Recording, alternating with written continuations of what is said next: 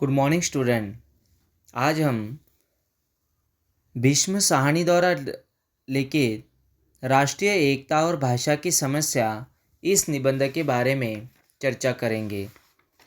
राष्ट्रीय एकता और जो भाषा की समस्या आज भी हमारे समाज में बढ़ रही है देखिए, और इसलिए प्रस्तुत निबंध के माध्यम से भीष्म साहनी जी ने हमें सचेत किया है। ये हिंदी साहित्य के एक जानी मानी हस्ती तथा एक मशहूर साहित्यकार है। भीष्म साहनी का जन्म 8 अगस्त 1915 को रावलपिंडी पाकिस्तान में हुआ। भीष्म साहनी आधुनिक हिंदी साहित्य के प्रमुख स्तंभों में से थे। 1937 में लाहौर गवर्नमेंट कॉलेज लाहौर से अंग्रेजी साहित्य में एमए करने के बाद साहनी ने 1958 में पंजाब विश्वविद्यालय से पीएचडी की उपाधि हासिल की। भारत पाकिस्तान विभाजन के पूर्व अवैतनिक शिक्षण होने के साथ साथ वे व्यापार भी करते थे।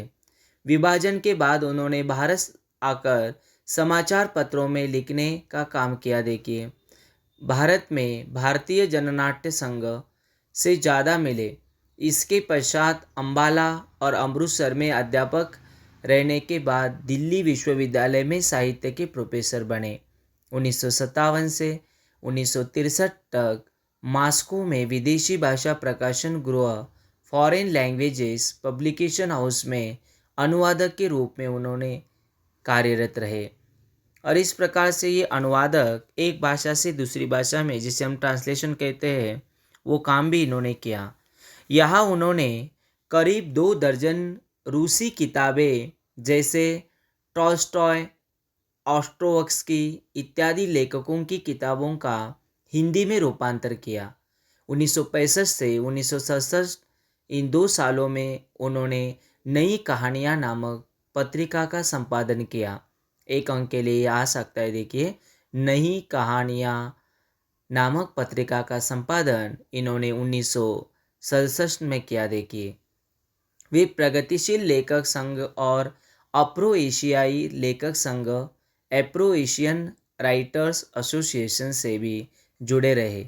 1993 से 97 तक वे साहित्य अकादमी के कार्यकारी समिति के सदस्य रहे।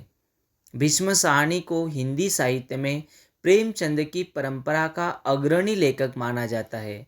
वे मानवीय मूल्यों के लिए हिमायती रहे और उन्होंने विचारधारा को अपने ऊपर कभी हानि नहीं होने दिया।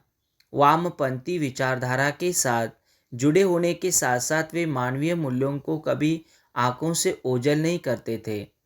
आपाधापी और अठापटक के युग में भीष्म साहनी का व्यक्तित्व बिल्कुल अलग था। उन्होंने उनके लेखन के लिए तो स्मरण किया ही जाएगा, अपनी सहृदयता के लिए भी वे चिरस्मरणीय रहेंगे। और इस प्रकार हमेशा हमारे याद में रहने वाले ये भीष्म साहनी जी, इनका लेखन जो है बहुत बहुत गहराई तक समाज पर प्रभाव करता है। भीष्म साहनी हिंदी फिल्मों के जाने माने अभिनेता बलराज साहनी के छोटे भाई थे। उन्हें 1975 में तमस के लिए साहित्य अकादमी पुरस्कार से सम्मानित किया गया।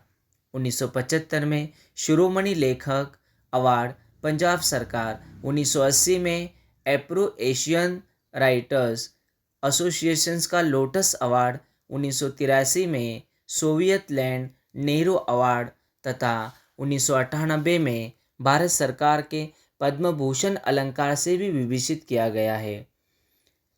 उनके उपन्यास तमस पर 1986 में एक फिल्म का निर्माण भी किया गया था। ये जानी मानी हस्ती और तमस जो है, ये उपन्यास उनका बहुत चर्चित है। उसके ऊपर उनको पुरस्कार भी मिला। देखिए, साहित्य अकादमी पुरस्कार, तमस उपन्यास, ये बात आपको याद रखनी है। प्रकाशित कृतियाँ उनकी भाग्य रेखा, पहला पाठ, भटकती राग, पटरिया, वांगचू, शोभा यात्रा, निशाचर, पाली, डायन, कहानी संग्रह वो, झरोके, कड़िया, तमस, बसंती, मैया दास की माड़ी, कुत्तों, नीलू नीलिमा, नीलोफर उपन्यास है। माधवी, हनुष, कबीरा खड़ा बाजार में, मुआवजे संपूर्ण नाटक 2 खंडों में है। आज के अतीत आत्मकथा है। गुलेल का खेल बालोपयोगी कहानियाँ हैं। इस प्रकार से ये साहित्य की विधा पर लेखनी चलाने वाले ये एक जानी मानी हस्ती तथा एक मशहूर लेखक है। इनका निधन 11 जुलाई 2003 में हुआ। राष्ट्रीय एकता और भाषा की समस्या, इस रचना के माध्यम से, इस निबंध के माध्यम से उन्होंने हमें जो बातें बताई है उसके बारे में हम संक्षिप्त में पहले सार देखते हैं। प्रस्तुत लेख में भाषा के सवाल को लेकर सारगर्भित चर्चा की गई है। भाषा को लेकर सबसे बड़ी भूल यह हुई है कि इसे धर्म से जोड़ा गया है। हर प्रदेश की अपनी भाषा है, लेकिन किसी एक भाषा को निम्न स्तरीय कहना गलत है। हम अपनी भाषा को बढ़ावा देने के लिए किसी दूसरों की भाषा को नीचा नहीं दिखा सकते, कम नहीं दिखा सकते। देखिए, क्योंकि वो भाषा वहाँ के प्रांत की उनकी अपनी एक बोली होती है। भाषा के सवाल को जानबूझकर सांप्रदायिकता का रंग देना है। प्रस्तुत लेख में रचनाकार का कहना है कि भाषा कोई भी हो, उसके विकास क्रम को समझना चाहिए। भाषा खुद उसे रास्ता दिखाएगी। हिंदी में से चुन चुनकर उर्दू को निकालने का काम और हिंदी के अंदर संस्कृत के शब्द ढूंढ ढूंढ कर ठूंसने का काम हमारे सयासतदानों के ही हुक्म पर होता रहा है। जब कभी हम भावनात्मक लगाव के कारण अपने सहधर्मियों से जुड़ते हैं तो भाषा उनमें एक तत्व होती है, पर कई बार निर्णायक तत्व नहीं होती। कहीं पर धर्म अलग अलग होते हैं पर भाषा एक होती है, और कहीं पर धर्म एक होता है पर भाषा अलग अलग होती है। भाषा के मसले को जब तक विवेकपूर्ण, तर्कसंगत और सद्भावनापूर्ण दृष्टि से नहीं सुलझाया जाएगा, हमारी प्रगति में बाधा ही आती रहेगी। क्योंकि हमारी प्रगति में बाधा क्यों आएगी? उस भाषा को हमें सीखना है।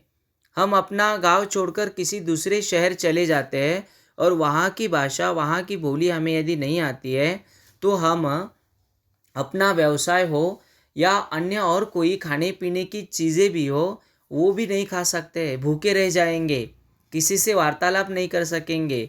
क्योंकि ये भाषा को सीखना ये भी एक आर्ट है, एक कला है, और उस भाषा के प्रति आदर करना और दूसरों को भी आदर करने के लिए बताना, यह हमारा बहुत बड़ा कर्तव्य होता है।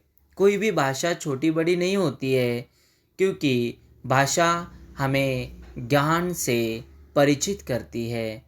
और हम क्या है यह यदि दूसरों के सामने प्रस्तुत करेंगे तो ये भाषा के माध्यम से ही होता है। देखिए, और साहित्य को समाज का दर्पण कहा जाता है, और यह हमें इस भाषा के माध्यम से ही देखने को मिलता है। देखिए, इसके आगे के क्लास में हम लोग राष्ट्रीय एकता और भाषा की समस्या इस निबंध के बारे में चर्चा करेंगे। धन्यवाद।